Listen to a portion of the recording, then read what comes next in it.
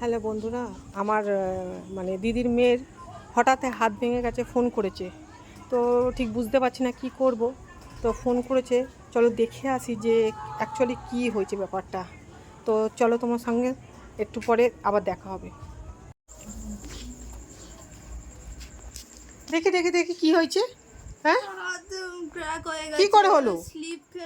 আরে হঠাৎ তোর মা ফোন করেছে, আমি তাড়াতাড়ি করে চলে এলাম দেখার জন্য। জল আনতে গিয়ে স্লিপ করলাম। তো দেখে যেতে পারিস না?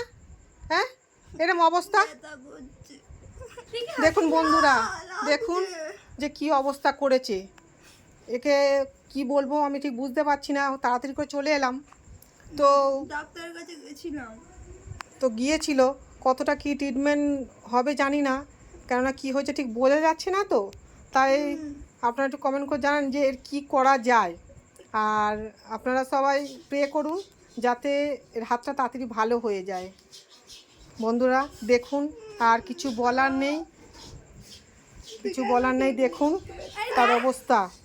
হাত দিস না, হাত দিস না, লেগে যাবে। হাত দিস না আজকে, তুই হাতটা এরকমভাবেই রাখ, এরকমভাবেই রেখে থাক যাতে গার্ড করা যায়। তাহলে বন্ধুরা আপনারা একটু জানান কমেন্টে যে এর কী মানে হতে পারে, প্লিজ একটু জানান।